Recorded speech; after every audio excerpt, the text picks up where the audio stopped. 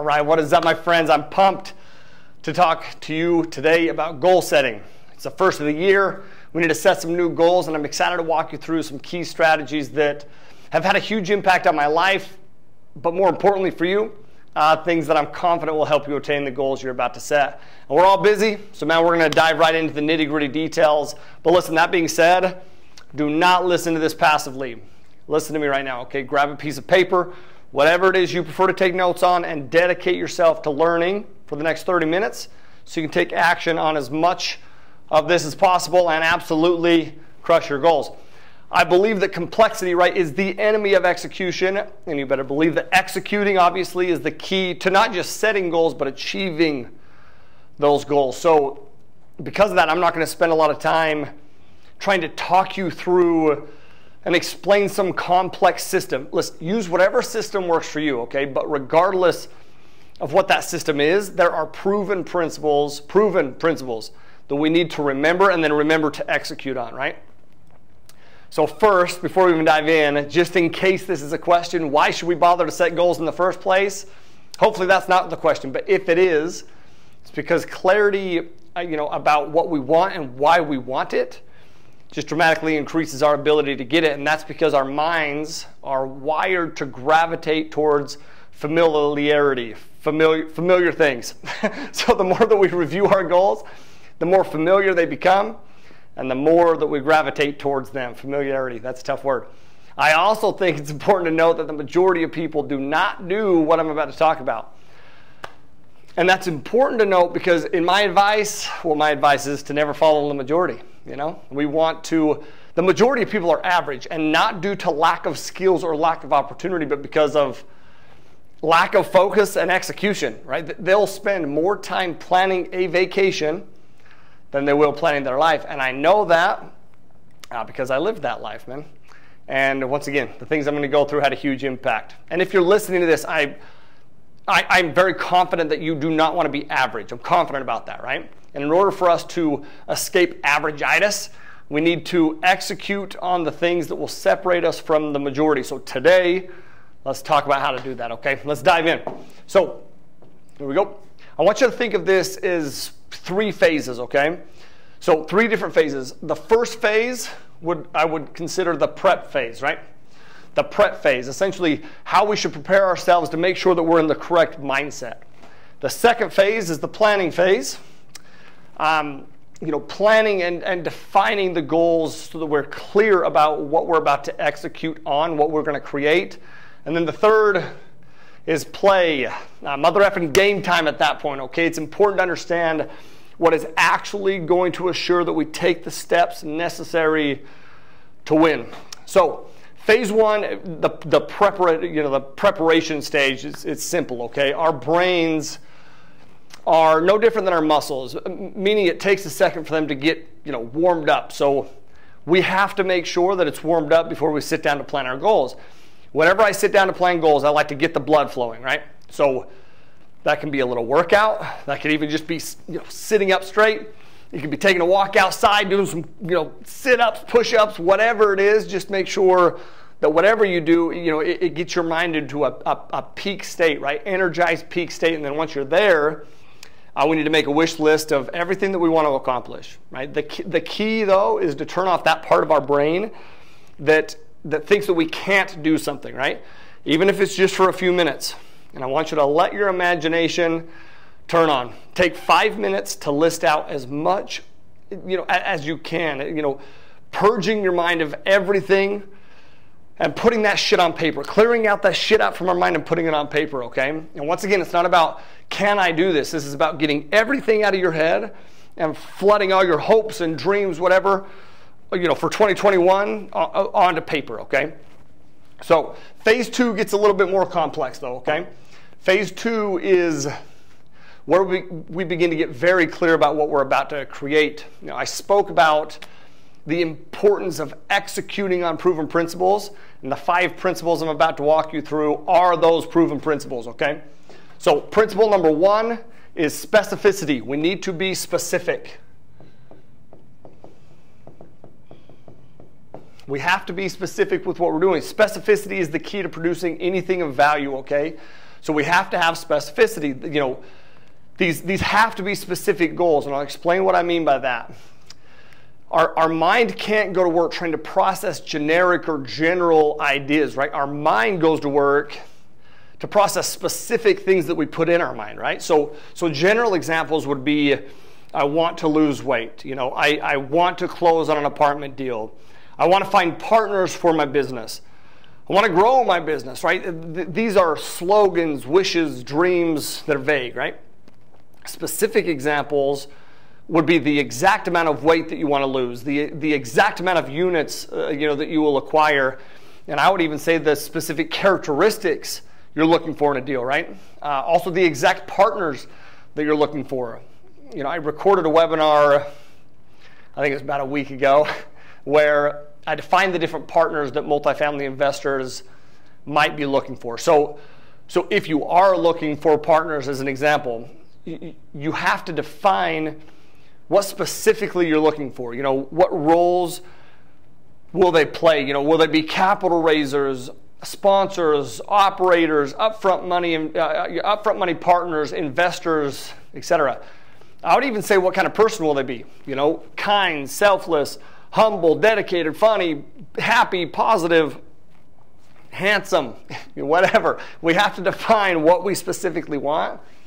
You know, it's not make money, it's specifically how much money do we want to make. It's not grow my business. Specifically, what does grow my business mean, right? We have to get specific. Specificity, you know, produces prosperity, and definiteness produces happiness, right? We have to be exact, not abstract. That was good, by the way. That shit was good. So specificity also keeps us accountable, right? It holds us to that specific detail. So, and let's be honest, some of us don't like that, right? Sometimes we'd rather be vague so that we can decide, you know, if we hit it or not, right? So let's say that the goal is to close 100 units, and we only close 97 units. Well, we missed the mark, right? Still pretty decent, but we missed the mark. If the goal was to close a deal, and we close a 20 unit, well, now at that point we can choose to lie to ourselves and pretend that we're pumped, instead of looking in the mirror and seeing how we can improve. And progress is all about improving, right? Course correcting. You know, once again, though, we have to be specific, and I cannot stress that enough. The second principle is to be accountable. Accountable. You know, we have to share our goals with someone who will actually keep us accountable to those goals. You know, that could be a spouse, it could be a friend, a business partner, whatever, but we have to share it with at least one person who we value, right? Who we don't want to let down, right? Who we care about their opinion. And that's important because there's so much power in saying our goals out loud. I'll talk about that.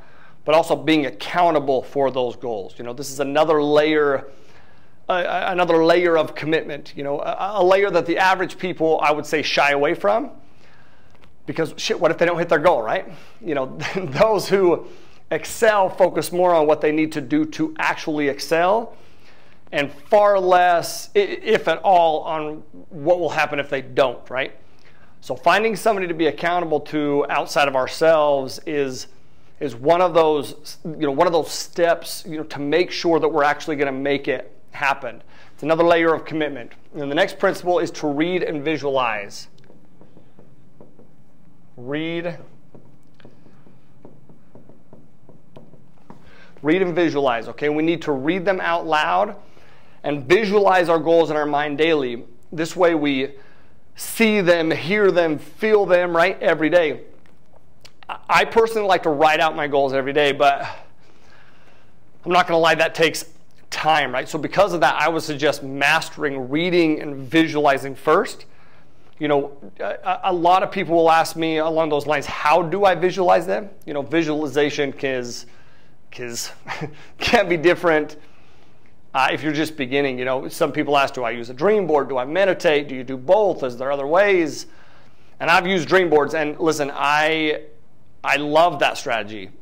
But now I prefer to close my eyes, right, and visualize the goal is. So what I do is I write my goals out in specificity, obviously, right? And then I close my eyes and I repeat them just how I just wrote it out. And if I cannot recite it with exactness, then I don't know my goals well enough. But listen, you can use whatever visualization strategy you want, or both, but whatever it is, make sure that you see it daily. And then reading it out loud is a lot more common, but the common question with that is, how should I say them? And this is where I struggle in the beginning, because the advice that I would get, which I'm sure you've heard before, is a lot of people will say, write it down, as if you own it now, right? So it's not, I want to make $1 million, but with that example, it would be, I make $1 million, or I have $1 million, right? And that doesn't work for me, though, because my bullshit meter goes through the frickin' roof, because I know that whatever it is that I'm working to achieve, I don't have that yet. So if I say that I do, it just doesn't resonate with me. I like to speak, and I'll talk about this more in a second, but I like to say things that I truly believe, right? So I speak as if I expect them to happen. Reading and visualizing is, that can be challenging to do daily as well, just so you know, if you haven't created a habit. But all that means is we have to create a habit to do it. And the key is simplicity, right? My habit is I do it at the same time every day. So when I wake up and before I go to bed, once again, right, complexity is the enemy of execution. So keep it simple. My system is not elaborate, which I feel like it's why it works for me, right? So what I do is I visualize them in the morning. I meditate in the mornings, and I visualize them then, and then when I fall asleep. Literally, when I fall asleep, I don't count sheep. I certainly don't scroll Facebook. What I do is I kiss Britt goodnight, put my eye mask on, and yes, I wear an eye mask. It's a game changer. Don't judge me. I say a prayer of gratitude in my head, and then I visualize the goals that I've written out. That's what I fall asleep to, right? And then as for reading my goals, I read them out loud in my truck, either before I go surfing or before I go to the gym. I do one of those two things every day. And the more that we see and say our goals, the more familiar we become with it, right? Which means the more likely we are to produce it. And I want to be clear, that's not magic. It's not, mumbo jumbo either. It is literally how our brain works, okay? This is due, largely in part to what's called the reticular activating system. It's also known as the RAS. The RAS is essentially a bundle of nerves at our brainstem that filters out unnecessary information and only lets in what it deems important. Now, how does it determine what is in fact important? Our RAS, reticular activating system, right, takes what we focus on and creates a filter for it. So the more we feed our brains with what we want, the more important those things become to the RAS, and in turn, is where the magic happens. The more the RAS will reveal things to us, resources, partners, opportunities to actually get us there. But it also reveals things that validate our beliefs, right? So if we believe something strongly, the RAS will reveal situations, people, places, things, right, to prove our belief right. Which, on a side note, this is why talking politics, not politics, that's actually a fun conversation. Politics is damn near pointless, but it's also why beliefs, dreams, goals are so important to visualize and read, right? So the more that we repeat them, the more that we believe them, and then magically, once again, the more we are able to take control of our lives, and that is a huge deal. And once again, it's not foo-foo stuff. Okay, listen to me when I say this. It is a scientific fact. That's how our brain works, okay? The next principle is set a deadline. There has to be a deadline.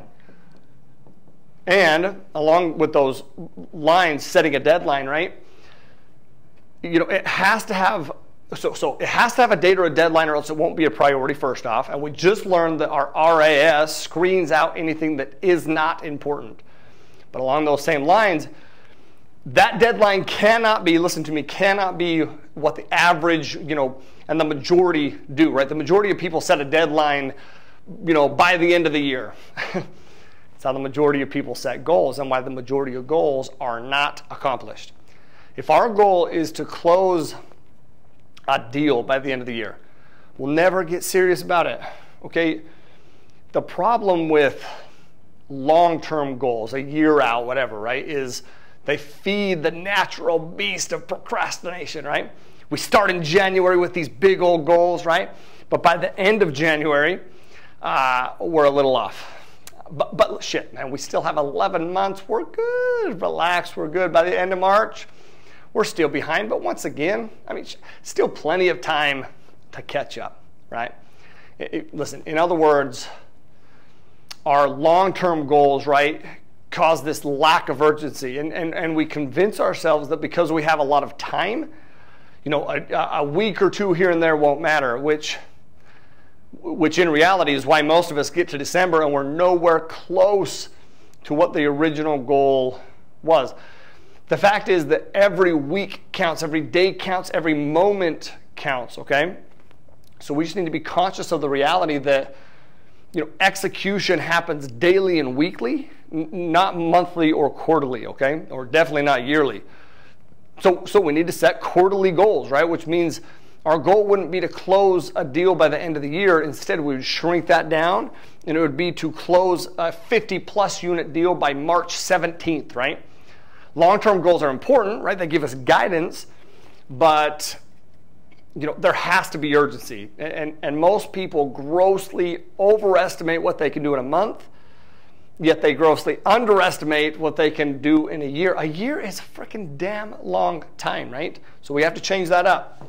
Okay, which brings us to principle number 5, which is to expect that the goal is going to happen. We have to expect that this goal is going to happen. We can't hope it happens, right? We have to expect it to happen. Expecting it to happen makes the likelihood of it actually happening so much greater. In fact, I bet this, if you make yearly goals, the ones that happen, I would imagine, are the ones that you actually expect to happen. We have to be shocked that it doesn't happen, not shocked that it does happen, okay? So to quickly recap, you know, what if all of our goals that we set were set while we were in the proper mindset, right? A peak state, they were specific, we felt this sense of accountability, and then we read them and visualized them every day and fully expected to frickin' crush them before our specified deadline, right? You're starting to see, right now, I'm confident about this, you're starting to see why this is so important, right? How these principles are proven principles, not in question, they're proven, right? So, which brings us now into phase 3, okay? Phase 3 is the play phase, but it's more specifically how we play the game to win. So just like there are proven principles to how we plan our goals, there are proven principles to how we actually get ourselves right to achieve those goals. And I got these 4 principles from Ed Milet, and they are spot on. Okay, spot on. The first one is there has to be a compelling reason. So I'll just put reason. There has to be a compelling reason. It's so important. I talk about this all the time. But the goal, you know, won't get us out of bed. The reason for the goal will.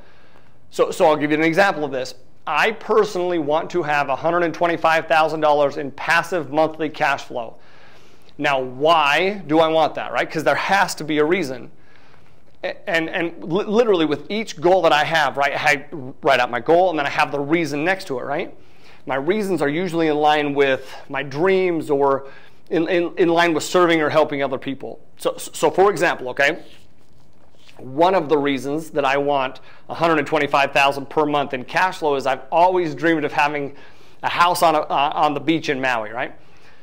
But that being said, a house on the beach out here in Maui equates to about $30,000 to $40,000 a month in mortgage and expenses. So, and if you've ever been to one of my classes or heard me speak at all, I'm sure that you've heard me mention, time freedom. And far more important to me than a house on the beach is I want time freedom, right? Time to spend with Pax and Marley, and time to spend with Brittany. Time to think about them and their needs, and time to serve them and help them fulfill those needs. That means the world to me, right? Time to mentor and serve other people, same thing. And then of course I need time to actually enjoy my house on the beach, obviously, right?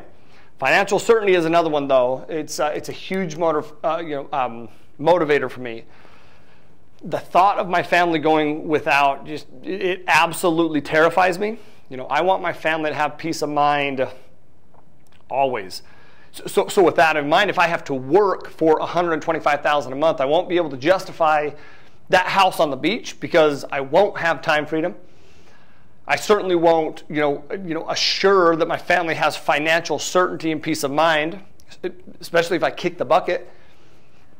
So it has to be passive. And I believe that I am where I am not because I'm naturally more focused or disciplined, but because my why, my purpose, my compelling reasons make me more focused and disciplined. Having compelling reasons behind our goals, dude, that's a life force, man. That's a life force. Distractions are going to come. They will come. But our reasons have to be bigger than our distractions. Our reasons have to be bigger than our distractions, right? The next principle is momentum goals. So, momentum goals. Oof, my handwriting went to the shitter on that one. Momentum goals are another driving force, right? Momentum goals are goals that I expect to hit early on in the year. Things that I know will help me build momentum, and I certainly have stretch goals, right? So these are things that stretch goals are things that might take me into August or October or maybe into the end of the year. But I set momentum goals that will that'll help me get to my stretch goals, right? Things that will help me build momentum. And then the next principle would be reminders, and this is key, okay?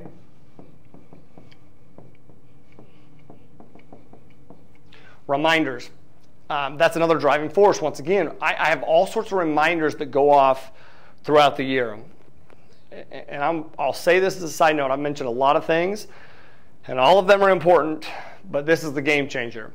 This is what you will email or call me about and tell me how much of a difference that it made in your life. This is why you'll give me just a freaking gigantic bear hug when you see me next, and what you'll mention when you're telling your story or giving a testimonial or giving advice to other people. It's a game changer, okay? The question I would ask is, how often are we truly reviewing like our performance, right? Is it yearly? I would say most have an alarm that goes off once a year. Right now, typically, the end of the year, first of the year, right? Usually around the first of the year, where they review their life and make adjustments. Or maybe it's monthly. Pretty good performers review and make adjustments monthly. Daily and weekly is a lot better. World-class people review their goals and performance daily or weekly, right? But the super elite that I've studied, those overachievers, right, have an internal alarm that goes off almost hourly. Hourly, they're asking themselves, what am I focusing on, right? How can I improve? What am I doing to get to the goal? How can I course correct to make sure that happens, right? Very few people operate at that level, the 1% of the 1%. And those of us that are still human, yes, that's you, by the way, we need reminders, okay, to keep us on track. So we can't just list out our goals. We have to literally design the year in advance. What I do is I place reminders or alarm clocks in a couple different places. One of those is a calendar, like a Google Calendar, and the other one is a daily journal that I use. Okay, the daily journal I feel like is a video in and of itself. That was the biggest game changer for me. Not even a question. So, for example, if I have a goal for March 15th, right, I'll set an alarm for January 15th that'll say, all right, man, you're 20% of the way there, or you only have 60 days left, you should be at X, right? I also predate my journals, by the way, for each quarter. So on January 15th, right at the top of the page in big, bold letters, it will say something like, dude, are you making progress, right, towards X goal, in big bold letters. I'll set another reminder for February 15th. Hey, reminder, right? You're 60% of the way there to your deadline for X goal, right? Now think about this. I'm sitting on the couch, I'm scrolling through Facebook, daydreaming in my office, and all of a sudden an alarm goes off, right? An alarm goes off. Hey, reminder, are you on track, right? Or I open my daily journal, and I typically do that in the morning. So I open up my daily journal in the morning and I see a reminder, and immediately I am energized again. I'll schedule. There's another thing that I do is I'll actually schedule actual time slots to review my progress, right? Hey, reminder, you've scheduled 15 minutes to review X goal here, right?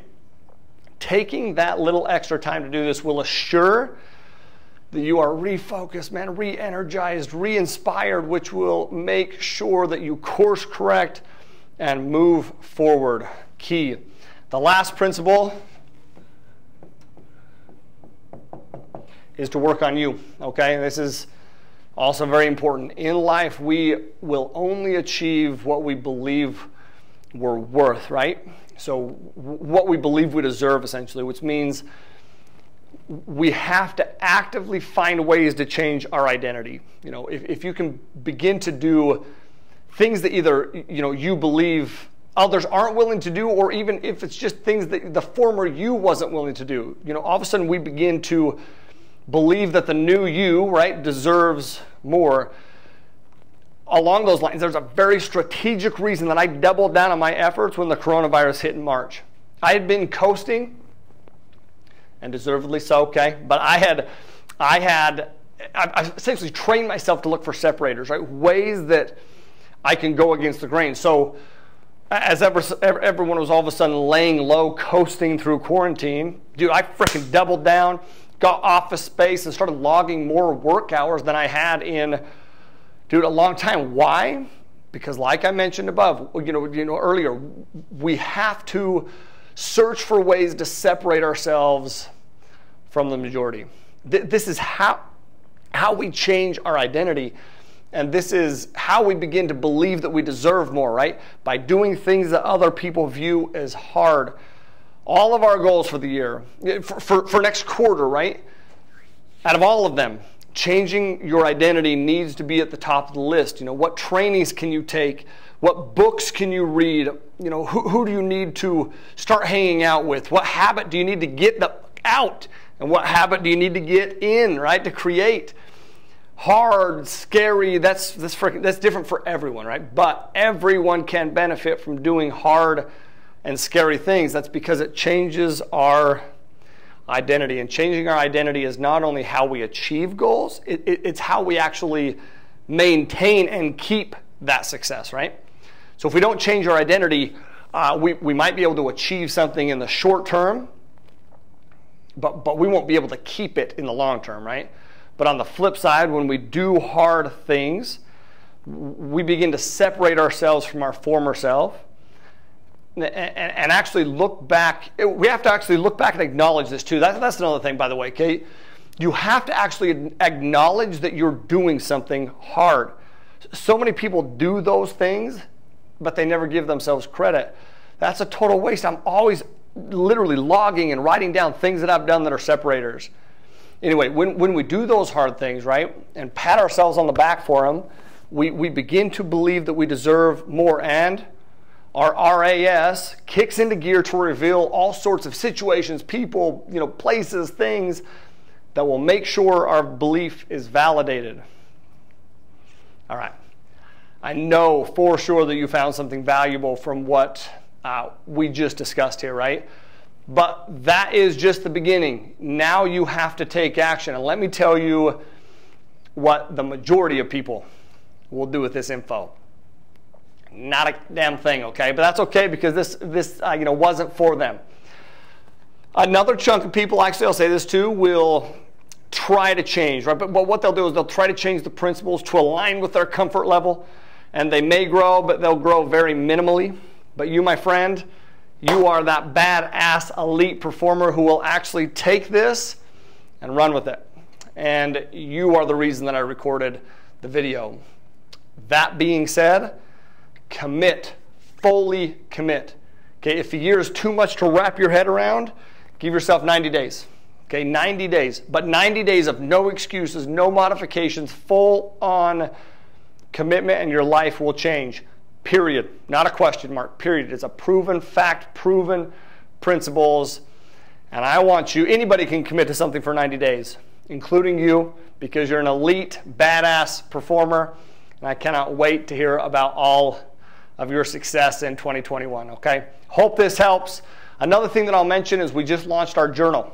And I've been working on this journal for a long time. And like I said, absolute game changer for me. Okay, and I've designed this journal with gratitude and daily goals and how to structure daily goals and daily actions, and you will love it. I'll drop the link below. Okay, and you should get a journal and dedicate yourself to at least 90 days and watch your life change, okay?